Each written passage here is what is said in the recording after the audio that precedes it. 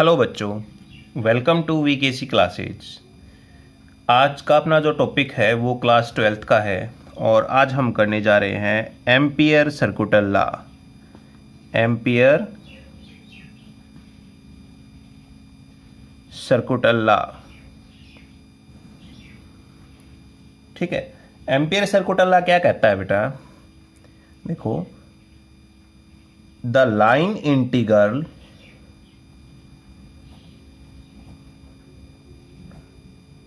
of magnetic field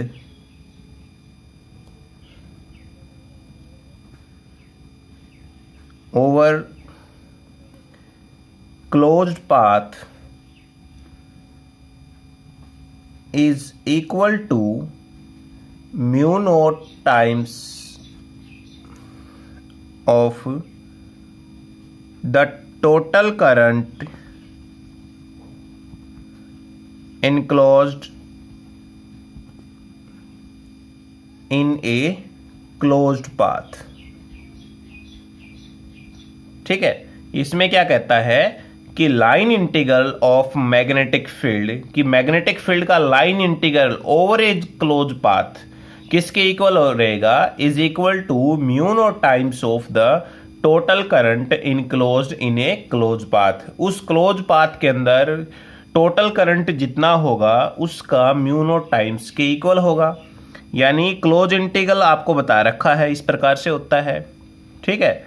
और B dot D L is equal to mu naught I. Mathematically हम ampere circuital law को इस प्रकार से लिखेंगे, ठीक है।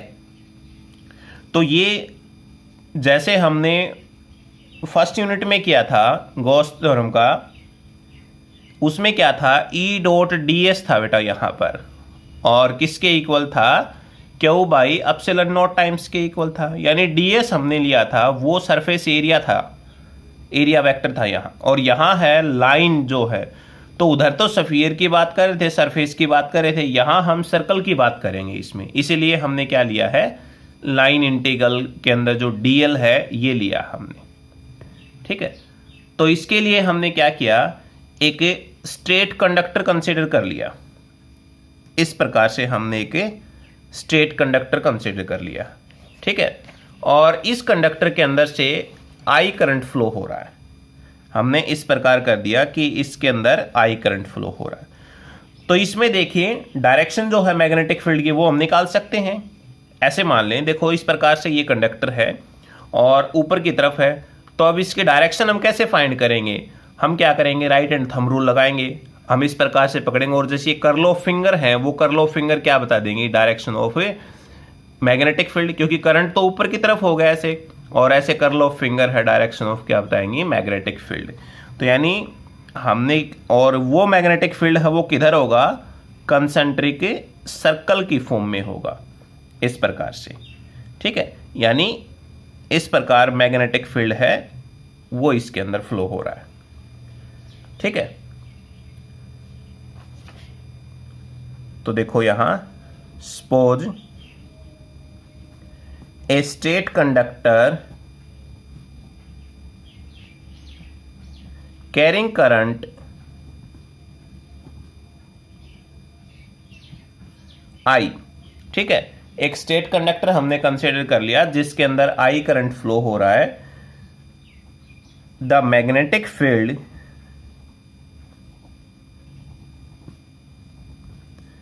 at a distance r due to straight conductor carrying current is, ठीक है। मैग्नेटिक फील्ड हमने निकालना है एक स्ट्रेट कंडक्टर के द्वारा जिसके अंदर आई करंट फ्लो हो रहा हो, तो वो हमारे पास किसके इक्वल हो जाएगा? देखिए, ये अगर मान ले यहां से यहां तक जो हमारे पास आर डिस्टेंस है, तो हम ये देखें सिर्फ ये, तो इससे पहले वाली एप्लीकेशन बन गई, बायट-सवार्ट लॉ की थर्ड एप्लीकेशन। ये एक स्ट्रेट कंडक्टर हो गया और यहाँ पर जैसे कोई पॉइंट था जिसके ऊपर हमने मैग्नेटिक फील्ड निकालना था, और वो मैग्नेटिक फील्ड किसके इक्वल था?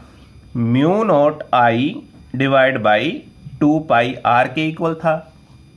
ठीक है, तो देखो ये इसका प्रूफ है बाय एम्पियर सर्कुलर लॉ का प्रूफ कि हमने इसको b डॉट dl है वो म्यू नॉट आई के इक्वल प्रूव करना है। ठीक है, तो देखो the line integral of magnetic field over close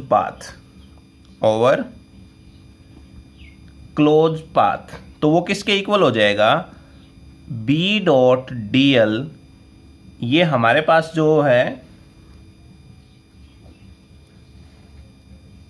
is equal to हो जाएगा b। अब इसको जो है हमारे पास जैसे ये वेक्टर नोटेशन है क्योंकि दोनों वेक्टर क्वांटिटी हो गई।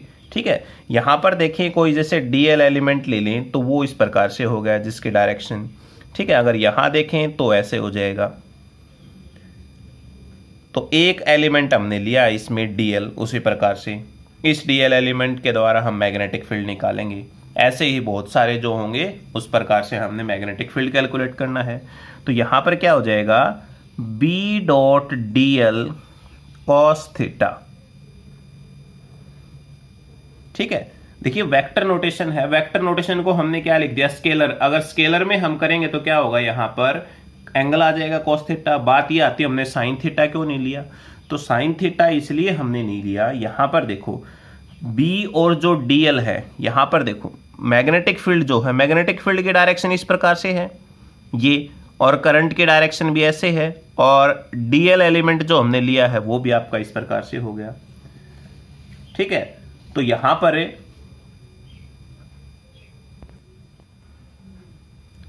b और dl की डायरेक्शन देखें तो दो सेम डायरेक्शन हो जाएगी।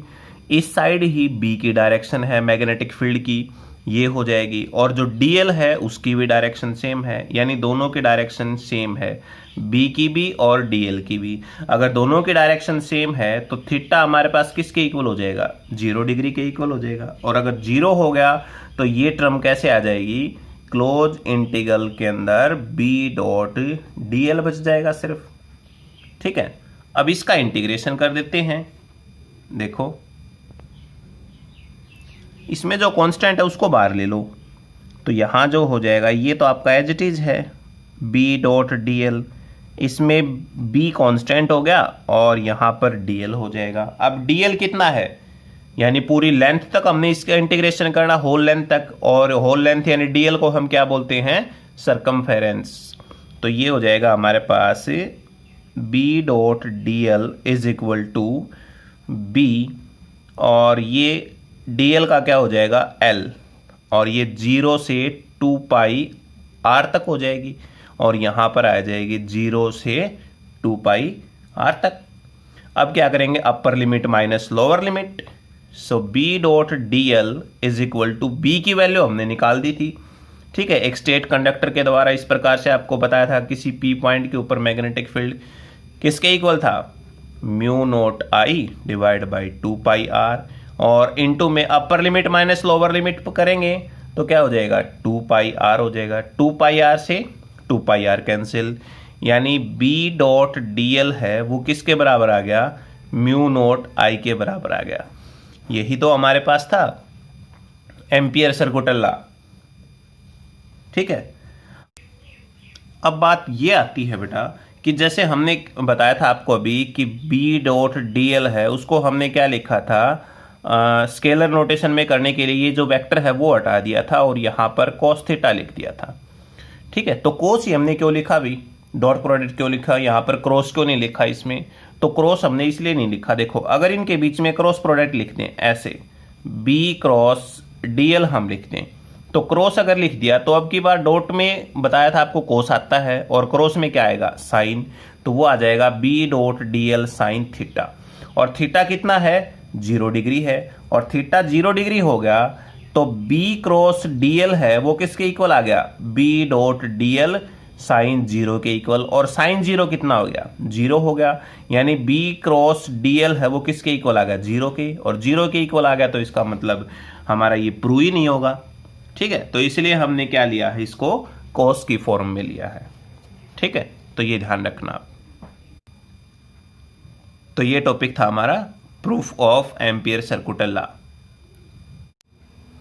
अब जो टॉपिक है अपना वो है application of ampere circuital law. और इसकी फर्स्ट एप्लीकेशन है magnetic field due to a straight conductor carrying current.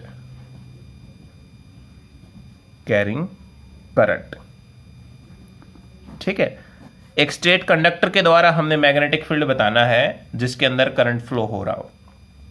तो हमने मान लिया इस प्रकार से एक स्ट्रेट कंडक्टर है जिसके अंदर आई करंट फ्लो हो रहा है। तो यहां पर अगर मैग्नेटिक फील्ड निकालें तो वो किस फॉर्म में होगा, वो कंसेंट्रिक सर्कल की फॉर्म में होगा। इस प्रकार से ऐसे मैग्नेटिक फील्ड होगा।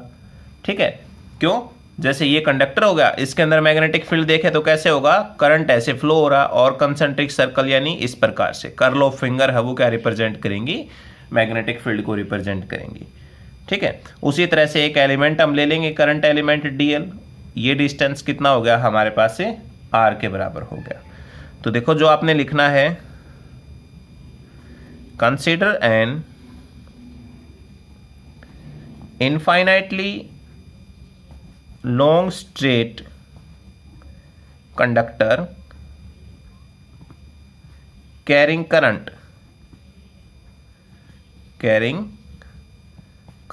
I. choose a closed path। हमने एक क्लोज पाथ चूज कर लिया, ये जिसका रेडियस कितना है r, that is circular path of radius r such that conductor lies along axis of circular path। ठीक है, हमने इस प्रकार से एक सर्कुलर पाथ ले लिया कि जिसके अंदर ये कंडक्टर जो है उसके एक्सिस के अंदर से लाई कर रहा हो, इस प्रकार से हमें लग रहा हो। ठीक है, तो अब यहां पर एम्पियर सर्कुटल लॉ अप्लाई करते हैं। तो एम्पियर सर्कुटल लॉ कहता है कि बी डॉट डी एल किसके इक्वल होगा, म्यू नोट आई के बराबर होगा। ठीक है, इसको हम स्केलर नोटेशन में लिखें तो क्या हो जाएगा, B dot D L cos theta हो जाएगा, और ये म्यू नोट आई। उसी तरह से जो हमारे पास डीएल है और मैग्नेटिक फील्ड है, दोनों के बीच में एंगल कितना हो जाएगा, 0 हो जाएगा। तो थीटा हमारे पास कितना हो गया, कॉस 0 म्यू नोट आई के बराबर। ठीक है, बी इसमें कांस्टेंट है तो बाहर ले लिया हमने। यहां पर देखें तो सिर्फ डीएल बच गया, और is equal to mu naught I. और डीएल को हम क्या लिख सकते हैं, डीएल सरकमफेरेंस है, पहले बता दिया था, तो यहां पर डायरेक्ट कर देते हैं हम, 2 pi r is equal to mu naught I. और यहां से बी की वैल्यू अगर निकालें तो ये दूसरी साइड चला जाएगा, mu naught I divide by 2 pi R. ये हमारे पास मैग्नेटिक फील्ड हो जाएगा। ठीक है, यानी यहां से देखें तो जो मैग्नेटिक फील्ड है वो इनवर्सली प्रोपोर्शनल है आर के। ठीक है, रेडियस जितना ज्यादा होगा ये रेडियस मैग्नेटिक फील्ड उतना ही कम होगा, ये रेडियस जितना कम होगा मैग्नेटिक फील्ड उतना ही ज्यादा होगा। तो ग्राफ अगर देखें, मैग्नेटिक फील्ड और रेडियस के बीच में अगर ग्राफ देखें तो ग्राफ इस प्रकार आ जाएगा। ठीक है, यहां पर मैग्नेटिक फील्ड जो होगा वो इनवर्सली प्रोपोर्शनल है आर के। ठीक है, ये बात आप यहां लिख भी सकते हो, द मैग्नेटिक फील्ड